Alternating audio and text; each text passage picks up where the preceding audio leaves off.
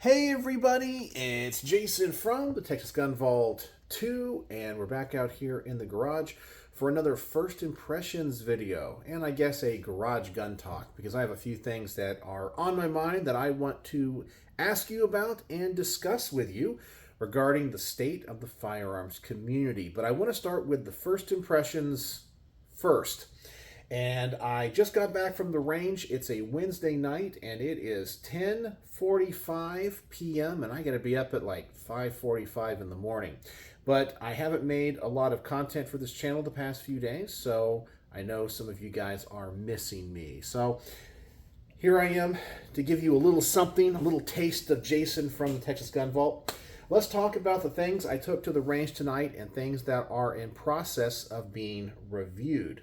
So let's do a follow-up video on this 6.5 Creedmoor kind of custom rifle that was put together by my friend Jack number 1. Oh, and by the way, I have to give my caveat once again. This is not an official review. I know some people are going to find this video, maybe see the title, and go, that's the world's worst review. This is a first impressions video. If you want to see all of my properly edited reviews with all the range footage, check the description below and go check out the Texas Gun Vault. It's the main channel. This is my behind the scenes channel, hence the number 2 in the name. So now that I got that caveat out of the way, let's talk about this gun. Now, we talked about the issues I had with the lower receiver in my last video, and this is the Surefire polymer lower. I talked about how it bends here at the receiver extension. It doesn't exude confidence in my mind. We have problems with the stock where it's fully out. As you can see, it's locked in place until you put a little pressure on it, and then it comes in. So I wasn't able to shoot this lower, and I think for the purpose of the review of this gun, I am going to do two things, because when it comes to these custom builds and this series that I'm doing, trying to help people come up with ideas for how maybe they want to do their own personal ARs, and you can decide, I like this, don't like this, whatever. I think I'm going to talk first about the lower receiver and how it virtually gets 0 out of 5 stars. And my friend Jack looked it up, and it looks like Surefire no longer makes this. So maybe there's a reason for that. I definitely would not trust this lower with a rifle cartridge, 5.56, 223, anything like that. It might be okay with a 9mm build, but that's still pushing it. I think just get a cheap aluminum one. You don't really have that much weight savings, but you get a lot more rigidity. So then I took my North Star Arms NS15 to the range, because I'm also reviewing this optic right here, which we'll talk about in just a moment. I used the lower receiver from that and put the upper receiver on it. And this is chambered in 6.5 Grendel, a caliber that I have virtually no experience with until tonight. And I learned a lot about it. I still have to do a lot of research on its history, and what's really cool, and hopefully he's watching this video, is one of the people that is responsible for the creation of 6.5 Grendel is actually a subscriber to my channels. He's a fellow Texan, and maybe he can give me a little bit of insight, but I'll go online and, check out the history of this caliber. Obviously, you can fire it out of a AR-15 style gun. The magazines are a little bit different because the cartridge is a little bit wider. You need a different bolt carrier, obviously a barrel. And it is, man, I don't want to make anybody mad, but after shooting a number of these kind of custom, I'll call them boutique calibers for ARs, I still think my favorite is 6mm arc. That is a very soft shooting caliber that obviously has a lot of power. Now, 6.5 Grendel is definitely a lot more powerful than 5.56, and noticeably so. That it gives an AR-15 like this, and I'm going to say this is a defensive carbine, a fighting carbine. It's not a long-distance hunting rifle, which is probably what 6.5 Grendel is intended for. It makes this gun have a lot more kick. And as a defensive carbine, I don't think it's as effective. It is a lot louder. The report of this gun is so much louder. And if you were going to use it in a home defense situation, you're probably going to go deaf. I mean, even with 5.56, you're going to have some hearing damage. But with this, you're definitely going to have some hearing damage. It sounds so much louder. You have a delay in follow-up shots because it's really hard to keep on target. Well, as compared to 5.56, okay? I mean, compared to 308, it's lighter, okay? I'm just giving you a baseline compared to 5.56. So as a defensive carbine round, I don't like it as much. You get less capacity in the magazines. The magazines seem to be a little bit more finicky. They're harder to load. And I saved a few rounds, and I think I'm going to try to incorporate that into the range report. And I also found that the magazines can kind of stick in the lowers a little bit, both the Surefire one and the aluminum North Star Arms one. I think the dimensions are just a little bit thicker. And it kind of slowed down the magazine change just a little bit. Not bad, though. And it's, as I said, it's an interesting experience. I don't necessarily think this is the setup for 6.5 Grendel. I think if I was going to build a 20-inch barreled DMR, I might go with this caliber. I think that's actually probably where it would shine. You get that extra power. It's probably going to be better ballistically at much further distances. But as a defensive carbine, home defense rifle, I wouldn't go with it. And I got to do a little bit more research on the parts of this. And I know my friend Jack sent me the information. I think he said he bought this at like a gun show or something, the upper receiver. And I got to figure out what these parts are to the best of my ability. Because obviously when it comes to any of these custom rifle builds, I obviously want to do some type of parts list, I guess. So people can decide I like that, don't like that, or whatever I talk about. Interesting about this handguard, it uses key mod, and that is very, very outdated. I still think it's relevant.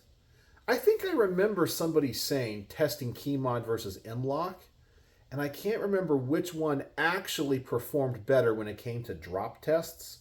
I don't remember. There was definitely a difference. I remember when both of them were kind of coexisting, and I got a couple of guns in key mod. I guessed wrong. Yeah, I ended up, in fact, I think my 300 Blackout SBR up there has a key mod handguard.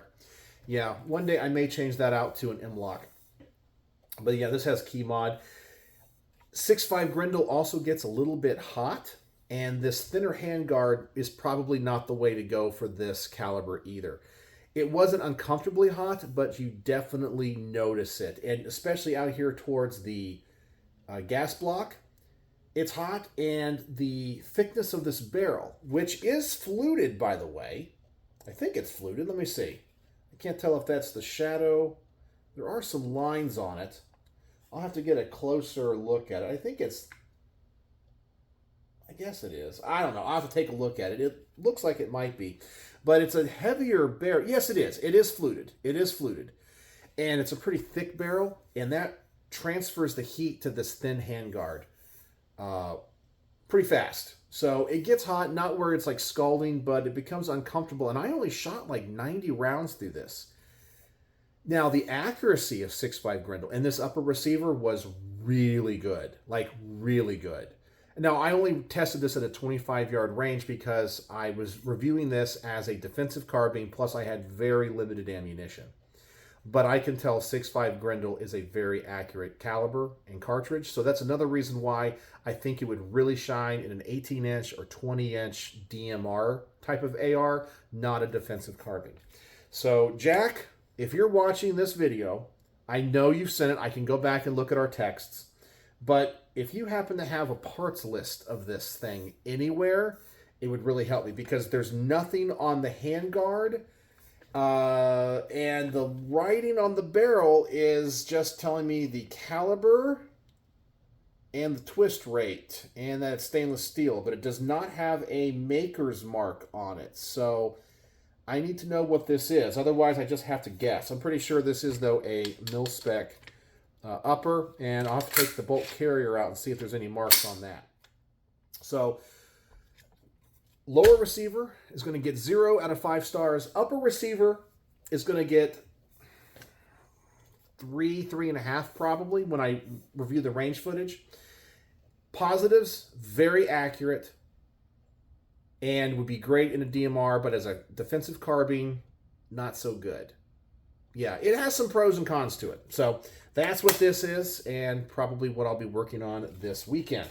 All right, so now let's move on to my first impressions on and of course, let me get the actual model number of this thing. The Sightmark Ultra Shot M-Spec Series LQD Reflex Sight in Flat Dark Earth. And this is the box it came in. I started filming the product review on this, and this sight was sent to me by Sightmark. And I'm trying to be as honest with people as I possibly can. I tell people in the opening of the video, this was sent to me for free, but I also tell them my experiences with Sightmark, which I'll share with you now, about 15 years ago when I was getting into guns. And I remember I bought a Sightmark Reflex sight. Nothing like this. This is way nicer than the one that I bought back then. And the lens came out, the glass came out of it on the first range trip. Yeah, and I want to say it was only on like a Ruger 1022 or something. It wasn't even like, maybe it was on an AR. Maybe it was. Man, it was a long time ago. But either way, whether it was 5.56 or just 22, the glass came out at the range of the first range trip. It wasn't a very sturdy sight. And from that point on, I always had a negative feeling about Sightmark. But my friend, speaking of Jack, I believe he has a few Sightmarks. I think it's Jack. Yeah, a few of the people that have lent guns to the channel have had Sightmarks. Maybe Richard as well. And they love them. And I've reviewed a few guns with them on, and they seem to have gotten a lot better. The box says it's Texas or designed in Texas, but the back of the box says made in China. But the Chinese stuff has come a long way. So this has really impressed me. It looks like it would be an enclosed optic, but it's not. It's a reflex sight. The emitter is in the back. It's a very durable optic. It's hefty. I like the controls of it. The battery compartment's easy to get to. Everything is on the left-hand side, even when it comes to the windage adjustment. I'm kind of used to it being on the right-hand side. And yeah, everything about it is really nice. And the reticle is super clear. I had no issues with it losing zero. The mount stayed solid. No flickering. It's a solid optic. It's a solid optic. Now, is it a go-to-war optic like an EOTech? Probably not. Probably not, and I will say that. But if you're just looking for something for home defense, you're looking for something just to go to the range and go plinking with, and you don't care about name brand stuff, you don't need a Trijicon, you don't need an EOTech, this is actually pretty good. And I have to say, I like the color of it. I asked for the one in Flat Dark Earth. The QD mount works great. It is a great little optic. I have no problems with it whatsoever, and it seems to be solid, and the glass on this one definitely seems to be glued in there, and the adhesive definitely seems to be a lot more solid than the one I had 15 years ago. So they've obviously come a long way. So that was my experiences with that. Now, one other thing, and this has nothing to do with the reviews of the two things I shot. When I was changing this receiver over, because I was telling you I used it on that 6.5 Grendel upper receiver, I accidentally dropped the lower receiver on the ground. It was on the shooting bench. It was already been, taken off of the upper. I dropped it. And guns are supposed to be pretty durable. And I have to say I'm a little bit disappointed. Not with the receiver, but with the Hogue grip. North Star Arms, which I'm not even sure if they're still in business. They are a subsidiary of a company that makes the... what is it? Was it the minigun? Those, like Gatling guns kind of thing. And Hogue actually makes the interface for those. And this company thought it would be really cool for their ARs to have Hogue stocks and grips. Well, this has a grip. Oh, yeah, and you can also see the Texas Gun Vault logo on this that they put on there for me. But here's this Hogue grip, and I dropped it. And look at this. Now, it hit the grip right here, and it's already like flaking off. It like shattered, which I was not expecting. Normally this stuff is supposed to be like, high impact polymer. I've seen other people drop Magpul things like stocks and grips and so forth.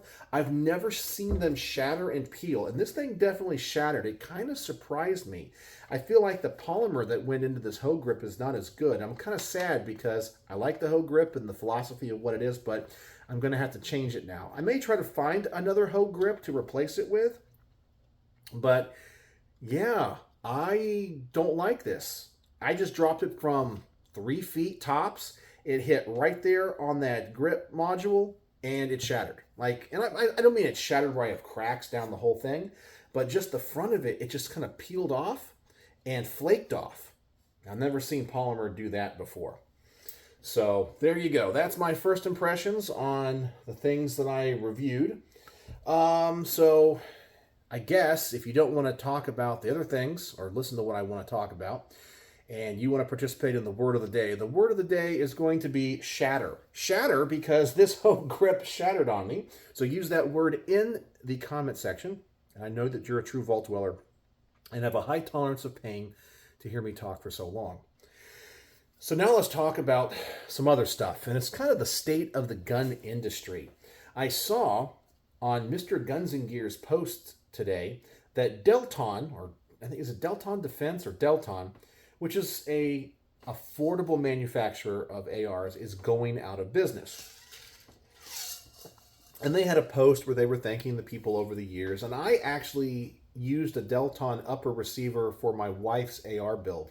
She has this pink AR that she wanted with a engraved Hello Kitty on it, holding an AR. It's kind of funny. It's she absolutely loves it. But I used a Delton upper for it, and I always thought they made decent stuff. And I remember back in the days where our rights were being more infringed upon, during like the Obama years and so forth, which is really when I came of age in the gun world.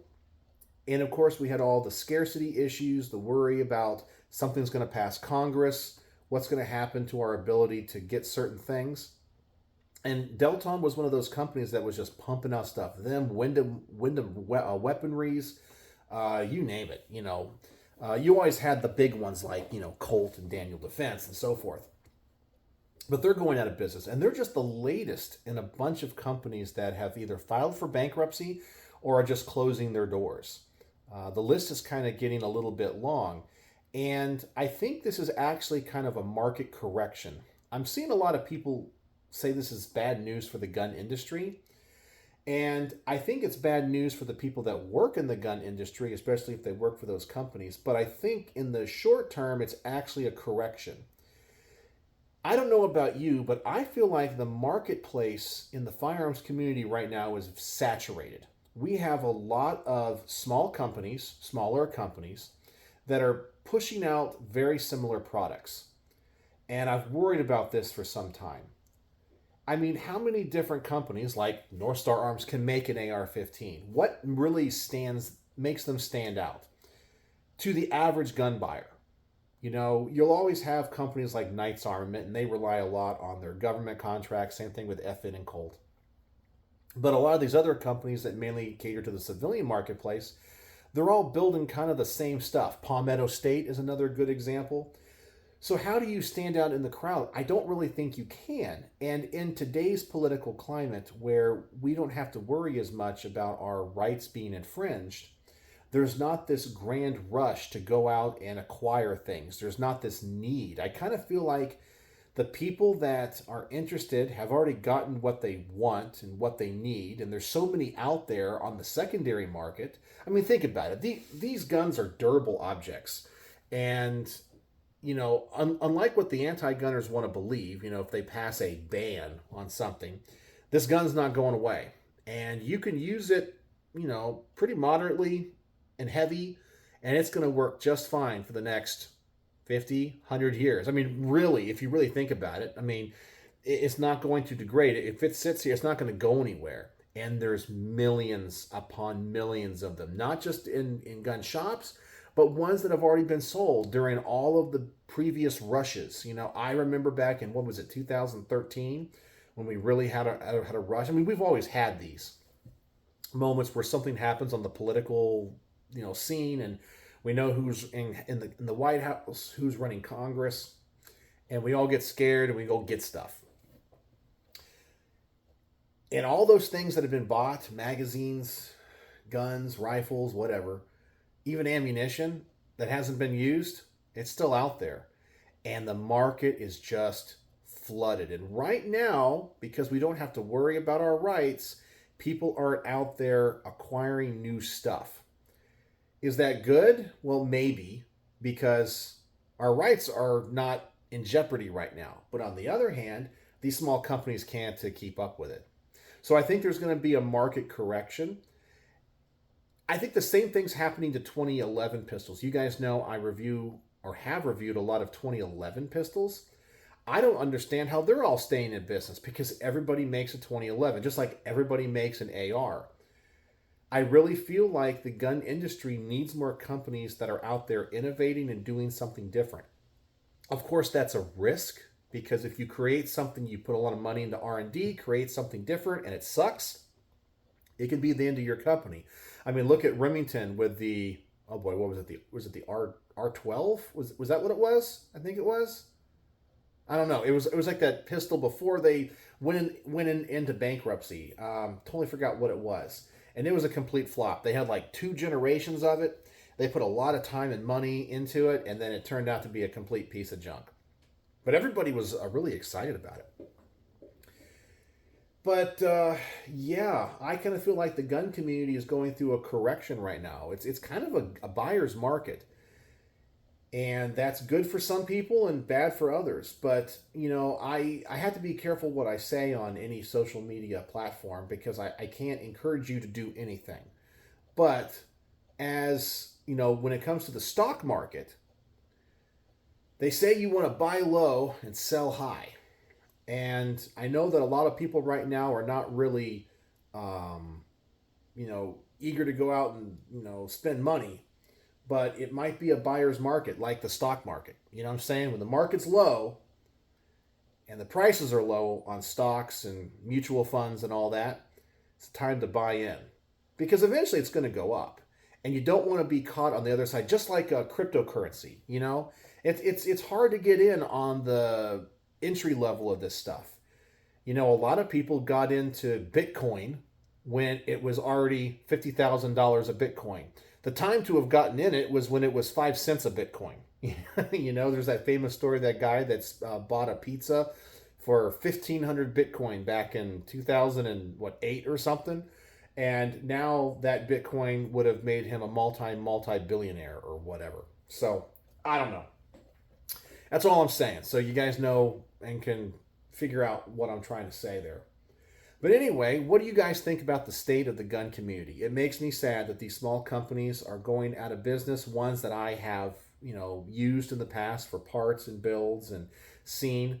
But maybe it's good that we're, you know, culling the herd a little bit, because when the market is so saturated with essentially companies making the exact same product, it means a lot of the products we're getting aren't quality.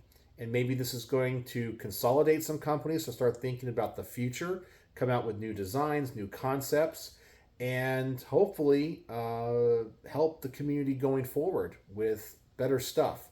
But also, this gives you an opportunity to acquire things that in the future, just in case, you might not be able to get. So it's just things to think about.